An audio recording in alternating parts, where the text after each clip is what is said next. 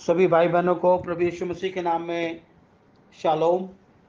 हम ये मैसेज आज की संध्या रिकॉर्ड करेंगे और ये होगा हमारे JCNT SD ग्रुप के भाई बहन जो न्यू मुंबई में रहते हैं, और ये हर हफ्ते मैसेज को यूट्यूब के ऊपर ब्रॉडकास्ट करते हैं ताकि बहुत सारे लोग जो ऑनलाइन मैसेज सुनते हैं वो भी परमेश्वर के पास आएँ और उनका भी उद्धार हो सके। उनकी सेवकाई के लिए मैं परमेश्वर से आशीष मांगता हूँ। हमारा आज का विषय है मत्ती रचित सुसमाचार 13 अध्याय 33 वचन, और मैं 2 वचन और पढ़ूंगा उसके साथ। उसने एक दृष्टांत उन्हें सुनाया, स्वर्ग का राज्य खमीर के समान है जिसको किसी स्त्री ने लेकर 3 पसेरी आटे में मिला दिया और होते होते सब खमीरा हो गया। 34 वचन कहता है, ये सब बातें यीशु ने दृष्टांतों में लोगों से कही, और बिना दृष्टांत वह उनसे कुछ ना कहता था जो वचन भविष्यवक्ता के द्वारा कहा गया पूरा हो। मैं दृष्टांत कहने को अपना मुंह खोलूँगा और उन बातों को जो जगत की उत्पत्ति से गुप्त रही हैं प्रकट करूँगा। परमेश्वर की आशीष इस तमाम वचन के पढ़े और सुने जाने पर हो। आमीन। हम 35 वचन का आखिरी पोर्शन लेते हैं। यहाँ लिखा है, प्रभु यीशु मसीह ने कहा कि मैं दृष्टांत कहने को अपना मुंह खोलूंगा। Jesus Christ was sent with a very specific purpose. प्रभु यीशु मसीह को इस पृथ्वी के ऊपर एक बहुत विशेष उद्देश्य के लिए भेजा गया, और वो उद्देश्य था परमेश्वर की संतान के साथ मुलाकात करवा देना या उनका समझौता करवा देना। इंग्लिश में बोलते हैं रिकन्सिलिएशन। अब रिकनसाइल करने के लिए प्रभु यीशु मसीह इस पृथ्वी के ऊपर आए, और जब उन्होंने कुछ बात कहनी थी तो कहने के लिए उन्होंने दृष्टांत को चुना। वो कहते हैं कि मैं दृष्टांत कहने को अपना मुंह खोलूंगा और उन बातों को जो जगत की उत्पत्ति से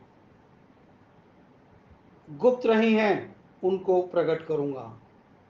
अब ये बात भली भांति समझ लेने के योग्य है कि प्रभु यीशु मसीह अपनी बात को कहने के लिए दृष्टांत का सहारा यहाँ पर ले रहे हैं, और बिना दृष्टांत के वो कोई बात किसी से नहीं कर रहे।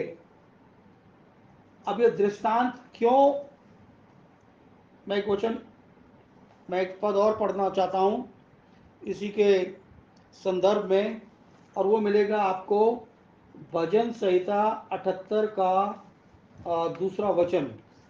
यहाँ लिखा है कि मैं अपना मुंह नीति वचन कहने के लिए खोलूंगा, मैं प्राचीन काल से गुप्त बातें कहूँगा। ये आसाप का गीत है, 78 नंबर भजन, और उस भजन के अंदर भी परमेश्वर ने ये बात कहलवाई कि प्राचीन काल से जो गुप्त बातें हैं उन बातों को मैं नीति वचन में कहूँगा। तो कोई नीति वचन को या भजन संहिता को हल्के में ना ले, क्योंकि ये भविष्य वक्ताओं की पुस्तकों के समान ये पुस्तक हैं। इनमें से कोई भी एक वचन, एक बात जो परमेश्वर ने लिखी है, दैट्स रियली वेरी इंपॉर्टेंट। और इतनी इम्पॉर्टेंट है कि वो एक इंसान को जो मरणहार दशा में है उसको अनंत जीवन दे सकती है, और जो अपने जीवन में आनंद ले रहा है इन बातों से अगर चूक जाए तो वो मृत्यु के हवाले भी हो सकता है। तो अब हम बात करेंगे 33वें वचन की, जो हमारा आज का टॉपिक है। उसने एक दृष्टांत सुनाया, और वो दृष्टांत बता रहा है प्रभु यीशु मसीह कि एक स्त्री है, उसके पास 3 पसेरी आटा है। पहले आपको पसेरी समझ में नहीं आएगा, मैं समझाता हूँ क्या होता पसेरी। पहले किलोग्राम नहीं आया था, इंग्लिश मेजरमेंट नहीं आया था, तो उससे पहले किलो की जगह सेर हुआ करता था, 1 सेर, 2 सेर, 5 सेर। तो जब 5, ये किलो से थोड़ा कम होता है, सेर किलो से थोड़ा कम होता है, रफली 800-900 ग्राम के आसपास। तो एक जब 5 सेर आटा होता है तो उसे पसेरी कहते हैं, यानी कि लगभग 4-4.5 किलो आटा ये पसेरी कहलाता है। और उसके पास 3 पसेरी आटा है, रफली रफली 12-13 किलोग्राम का आटा उनके पास है।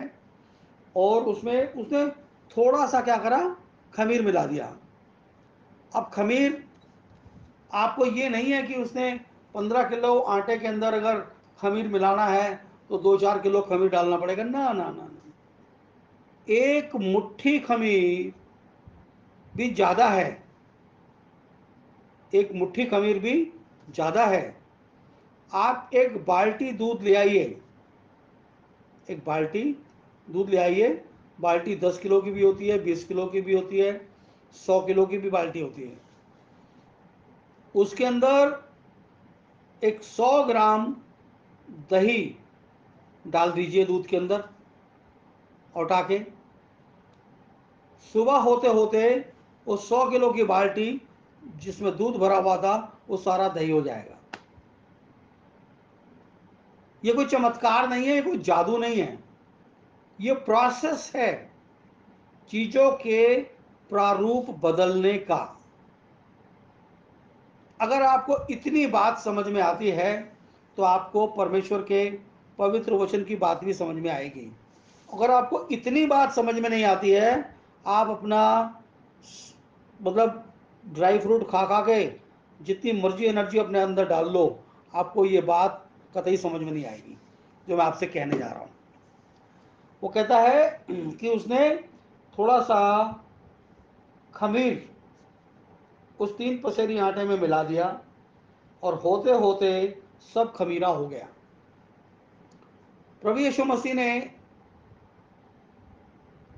कई जगह पर यह कहा कि अपने आप को इस टेढ़ी जाति से बचाओ। वो टेढ़ी जाति की जब बात कर रहा था तो फकी और फरीसियों की बात करता है वो। और फकी और फरीसियों के पास जो ओरिजिनली दिया गया था, जो वास्तविक रूप में दिया गया था, वो परमेश्वर का पवित्र वचन था, तोहरा के रूप में, व्यवस्था के रूप में, इंग्लिश में बोले तो लॉ के रूप में। The pure law was given to the Pharisees and Sadducees. परंतु उन्होंने उसके अंदर विद्वानों की बातें मिला मिला के परमेश्वर के पवित्र वचन को दूषित कर दिया। और एक अंतराल के बाद जो परमेश्वर का जो वचन था वो तो अपने किताब में रह गया, मनुष्य की प्रैक्टिस में वो बात आ गई जो मनुष्यों ने अपनी बुद्धिमता से उसके अंदर डाली थी। अब आप बोलेंगे कि ये कैसे संभव हो सकता है? ये बिल्कुल संभव हुआ है और हो सकता है। एक बच्चा एक परिवार के अंदर पलता है और बच्चा खूब नाचता गाता हंसता खेलता घर के अंदर रहता है। माँ बाप सोचते हैं कि शायद बच्चा ज़्यादा आनंदित है, मगर बच्चे को आनंद देने का कोई दूसरा तरीका बाहर मिल गया है और वो उसकी धुन के अंदर घर में उछलता कूदता रहता है। माँ बापों का सही से नियंत्रण ना होने की वजह से वो अच्छा खासा बच्चा अपने माँ बाप के हाथ से निकल जाता है। और फिर बाद में, और ये मैं कोई नई बात नहीं बता रहा हूँ, ये आप लोगों को अपने बिहेवियर में, अपने प्रैक्टिकल लाइफ में सैकड़ों लोगों से सुनने को मिला होगा कि my son was a very good chap, my daughter was a very very good girl, they used to participate in the church, वो चर्च के अंदर हिस्सा लिया करते थे, बढ़ चढ़ के कार्य किया करते थे। ना जाने क्या हो गया, ना जाने नहीं हुआ है, ये अनजाने में नहीं हुआ है, कहीं ना कहीं उनकी जिंदगी में खमीर डाला गया, और वो खमीर बढ़ते बढ़ते बढ़ते उसने पूरे आटे को खमीरा कर दिया, और माँ बापों को पता ही नहीं चला। इसलिए हर एक घर के अंदर, हर एक फैमिली के अंदर पति पत्नी या बड़ा बेटा या बेटी को घर का एक मुखिया बनना पड़ता है, घर का मॉनिटर बनना पड़ता है, ताकि बाकी लोगों के ऊपर नियंत्रण रखा जा सके। वो बाकायदा उनको चेक करे परमेश्वर के वचन से, और उनको उलाहना दे, और उलाहना देने के बाद उन्हें बताए, चाहे कोई भी व्यक्ति क्यों ना हो परिवार का, उसको मालूम होना चाहिए कि उसने क्या गलती करी है, और उसका उलाहना परमेश्वर के वचन से होना चाहिए, और उसका कोई घर के अंदर विरोध ना करे, क्योंकि वो परमेश्वर की व्यवस्था की बात करता है। ऐसा करने वाले व्यक्ति को आप दोष नहीं लगा सकते, क्योंकि वो परमेश्वर की ओर से आपसे बात कर रहा है। और जो लोग ऐसी बातों का विरोध करते हैं घर के अंदर, ये वो इंसान है जो रईस ज़ादे को हमने कई दफ़ा पढ़ा है उसके बारे में, जो जिस रईस ज़ादे की मेज से वो लाजर जिसके घाव थे वो खाया करता था। मरने के बाद लाजर तो अब्राहम की गोद में पहुंचा, और रईस ज़ादा उस धधकते हुए भट्टे की आग में पहुंचा, और वहां से वो विनती करता है कि मेरे भाइयों के यहाँ पर भेज दे किसी को, वो समझ जाएंगे। अब्राहम ने कहा कि उनके पास भविष्यवक्ताओं की और भजनों की पुस्तकें हैं, उनके पास नीति वचन है, उनके पास भजन संहिता है, उनके पास ओल्ड टेस्टमेंट की पहली 5 किताबें हैं, जिसको पेंट्यूक बोलते हैं, जिसको पंचतंत्र बोलते हैं। ये उसमें से क्यों नहीं पढ़ते, क्यों नहीं हम उसके अनुसार चलते? और जब वो हार गया, वो चाहता था कि कोई जाए उन्हें समझाए। तो आज से वो समझाने की जिम्मेवारी हर एक परिवार का एक मॉनिटर हो, वो मॉनिटर उनको समझाए, मॉनिटर उनको समझाए, बतलाए कि कहाँ पे गलती हो रही है। गलती छोटी छोटी बातों में गलतियाँ होती हैं, और उन गलतियों को होने से आज रोका जाए, आज रोका जाए, तब हम परमेश्वर के साथ साथ चल सकते हैं। अब हम आते हैं क्रिश्चियन फेथ के अंदर, कि 3 पसेरी आटा जरा से खमीर से कैसे खमीरा हो गया। जब न्यू टेस्टामेंट चर्च में प्रभु यीशु मसीह के जाने का समय आया, तो आप इसको पढ़ लीजिएगा, अभी हम पढ़ेंगे नहीं, आप पढ़ लीजिएगा फुर्सत के समय में, प्रेरितों के काम 1 अध्याय। जब प्रभु यीशु मसीह के जाने का समय आ गया, और साथ साथ लूका का 24 अध्याय 44 वचन से आगे का हिस्सा पढ़ लीजिएगा, तो आपको समझ में आएगा मैं क्या बोल रहा हूँ।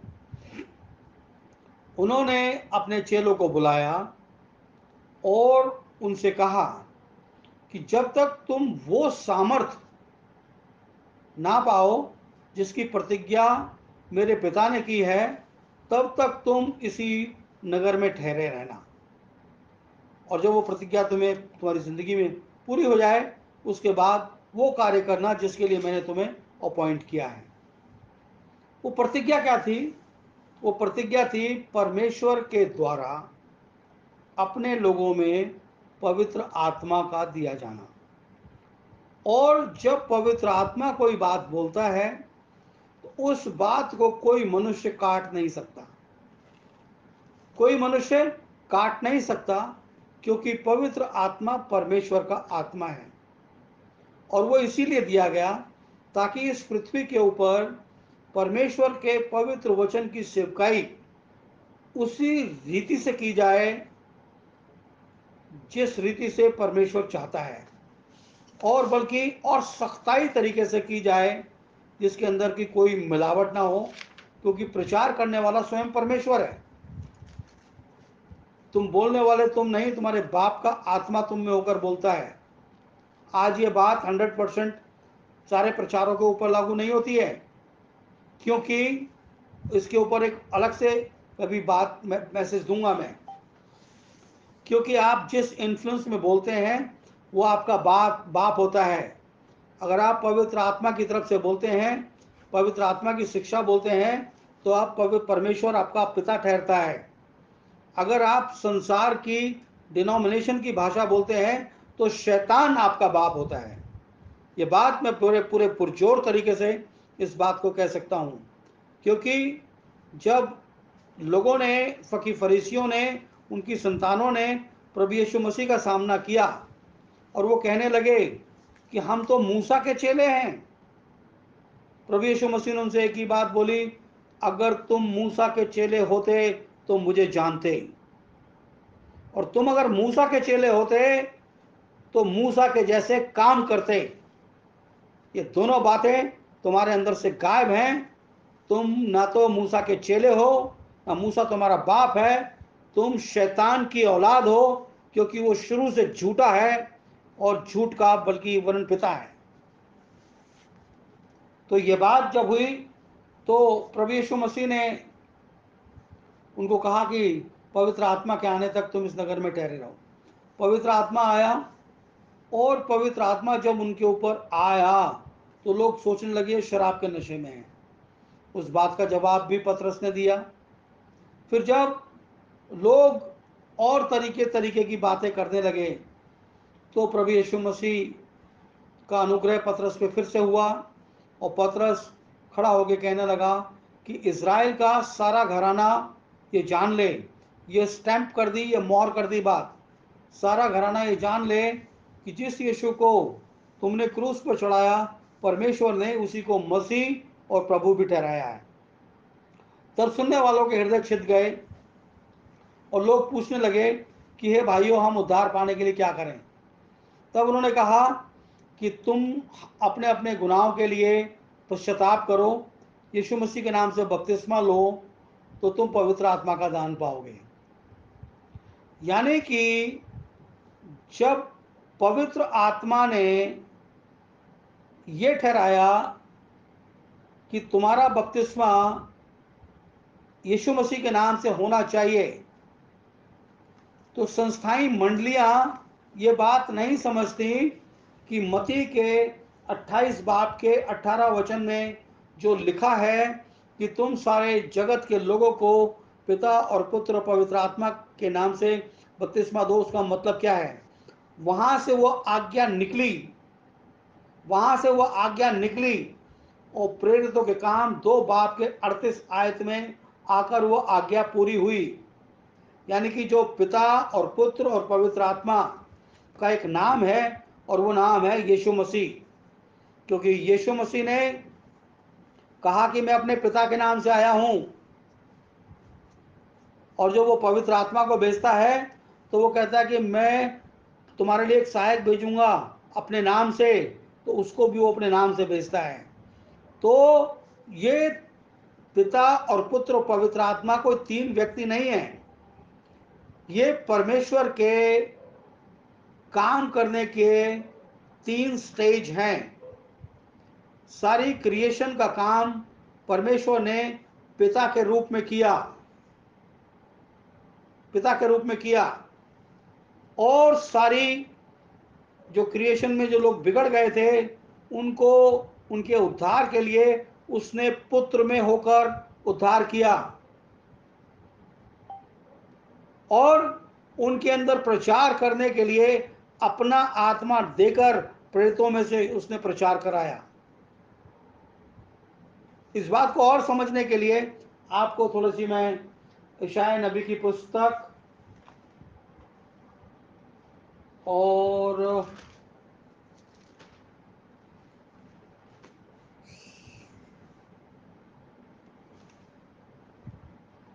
मैं देखता हूं, आई थिंक 43 चैप्टर,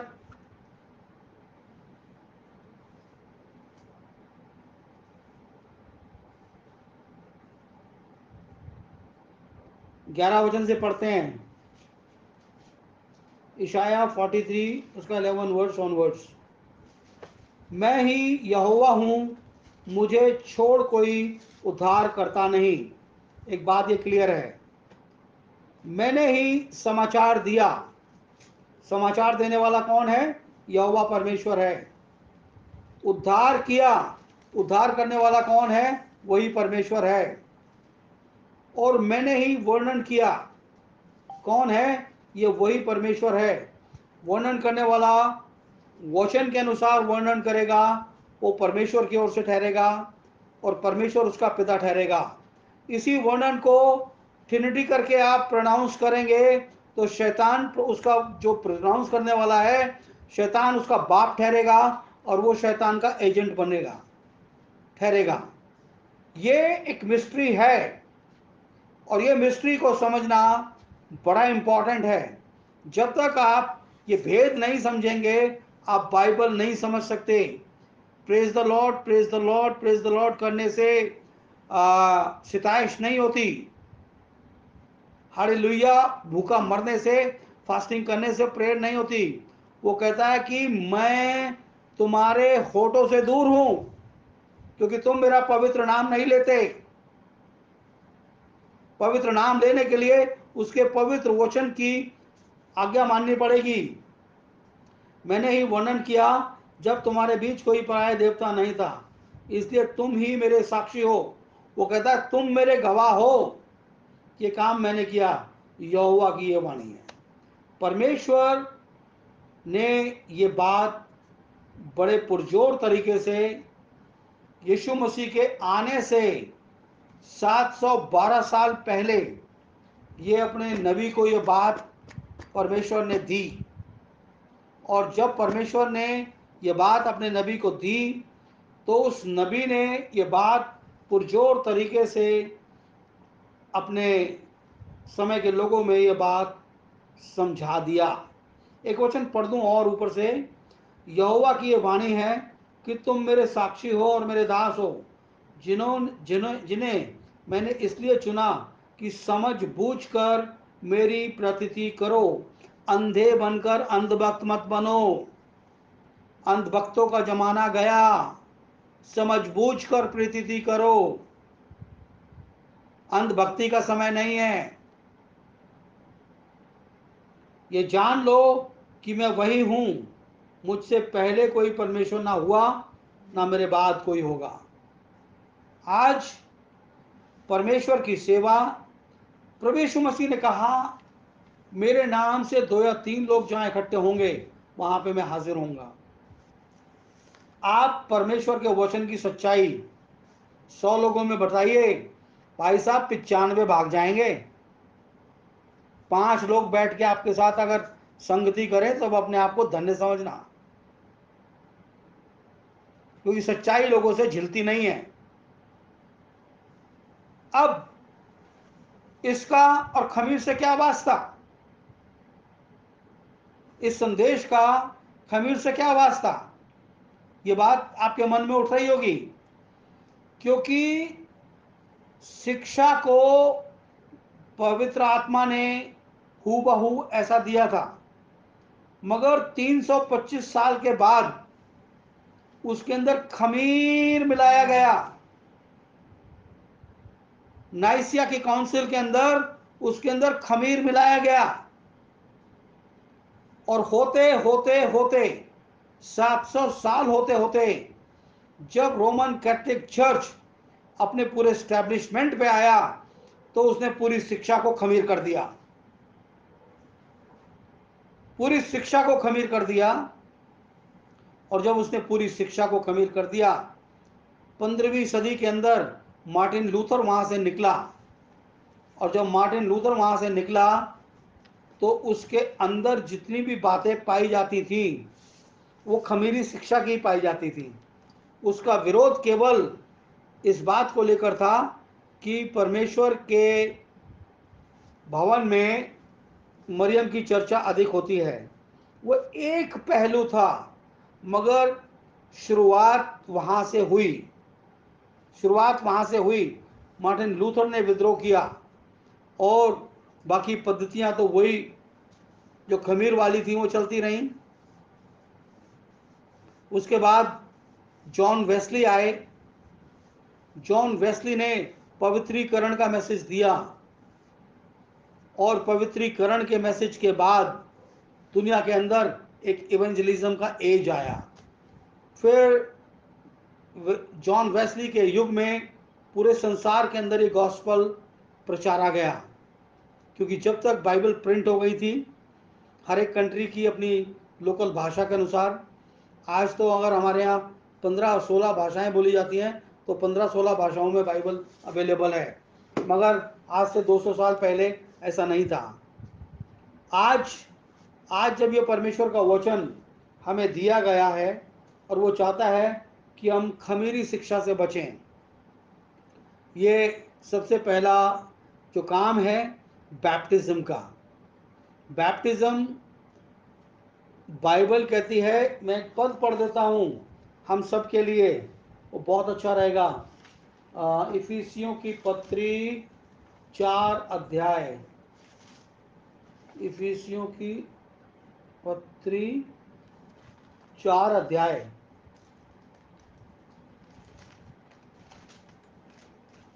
और 4 वचन से ही पढ़ता हूँ मैं, जो आपके मतलब की बात है पकड़ लीजिए। यहाँ पे बाइबल कुछ बातों का बड़ा ढंग से खुलासा कर रही है।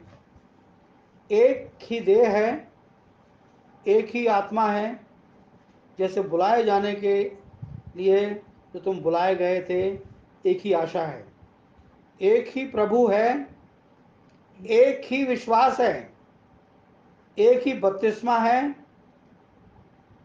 सब का सब एक ही परमेश्वर और पिता जो सबके ऊपर और सबके मध्य में है। तो 2 बपतिस्मे हो ही नहीं सकते। जब पवित्र आत्मा ने कहा कि यीशु मसीह के नाम से बपतिस्मा लो, तो बपतिस्मा यही है, क्योंकि बाइबल कहती है कि एक बपतिस्मा है। जो एक बपतिस्मा है उसको ये बाइबल प्रमाणित करती है, और वो बपतिस्मा यीशु मसीह के नाम से है। दूसरी चीज, क्रिश्चियन प्रैक्टिस के अंदर किस चीज की आवश्यकता है?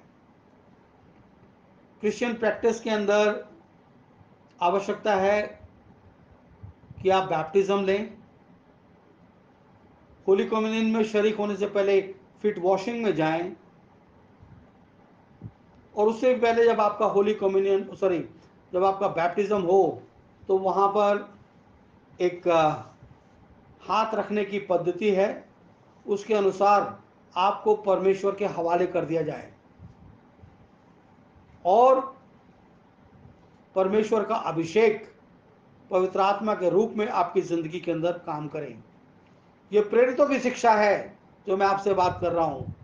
कोई क्या विश्वास करता है, मुझे उससे कोई अभिप्राय नहीं है। प्रभु भोज के समय जो किताब में लिखा गया है, उसी समय के ऊपर लेने की आवश्यकता है। आप उससे पहले नहीं ले सकते, कतई नहीं ले सकते। आपको जो कमांडमेंट दी गई है परमेश्वर के वचन के अनुसार, आपकी जिंदगी वैसी चलनी चाहिए। आप जो परमेश्वर के वचन के अनुसार बैप्टाइज लोग हैं, वो दूसरे किसी जगह पर जो हम उनको नॉन बैप्टाइज बोलते हैं या रॉन्ग बैप्टिज्म बोलते हैं, उनके साथ आप होली कम्युनियन में शरीक भी नहीं हो सकते। बहुत मुश्किल है, बहुत मुश्किल है, परंतु बहुत आसान है उन लोगों के लिए। तो मेरा यहाँ पर अभिप्राय केवल ये था कि मैं आपको बताऊं। तीसरा, परमेश्वर का वचन हमें किसी भी फेस्टिविटी में अंधभक्त बनने की इजाज़त नहीं देता। हमें किसी भी फेस्टिविटी में अंधभक्त बनने की इजाज़त नहीं देता, क्योंकि दुनिया के अंदर एक चलन है। आज लोग साल भर तो अपने माँ बाप की इज्जत नहीं करते, मगर वो जो mom's day and father's day आता है ना, उस दिन ओए होए दुनिया का सारा प्यार लुटा देते हैं। तो ऐसा लगता है कि मेरी संतान से बढ़िया कोई संतान ही नहीं है। वो सारा mom day and father day में ही लिपट के रह जाता है। तो ये भी नहीं होना चाहिए। आज हम गलत शिक्षा को ग्रहण करते हैं तो धीरे धीरे धीरे धीरे हम खमीरी बन जाते हैं, हमारे अंदर कोई असलियत बात नहीं रहती। हमें अपने आप को भी बचाना है, हमें अपने ईमान को भी बचाना है। और वह भी हमने पढ़ा था, एक ही विश्वास है, पवित्र लोगों को भी एक ही विश्वास दिया गया था। तो हमें उस खमीरी शिक्षा से दूर रहना है। और वो खमीरी शिक्षा रोमन कैथोलिक और डिनोमिनेशन के अंदर पाई जाती है। केवल जो लोग प्रभु यीशु मसीह के नाम से बपतिस्मे में और उसके होली कम्युनियन में परमेश्वर के वचन के अनुसार संगति करते हैं, वही परमेश्वर के लोग हैं। क्योंकि बाइबल कहती है कि जितने पवित्र आत्मा के द्वारा चलाए चलते हैं वही परमेश्वर की संतान है, बाकी सब दुष्ट के हवाले है। हमें अपने आप को परमेश्वर के पवित्र हाथों में सौंपना है। और जब हमें अपने आप को परमेश्वर के पवित्र हाथों में सौंपना है तो हमारा रक्षक, हमारा मुहाफिज, हमारा मददगार हमारा परमेश्वर है। वो हमारी सुधि लेगा, वो हमें संभालेगा, हमें बचाएगा, हमें अपनी महिमा के लिए इस्तेमाल करेगा। तो आज मैं आप सब लोगों को इस बात के लिए बधाई देता हूँ कि आपने एक बहुत अच्छा सुंदर वचन परमेश्वर का सुना, जो आपको खमीर होने से बचाता है और खमीरी शिक्षा पर चलने से रोकता है। प्रभु यीशु मसीह का अनुग्रह आप सब लोगों की ज़िंदगी में बना रहे। आमेन, आमेन।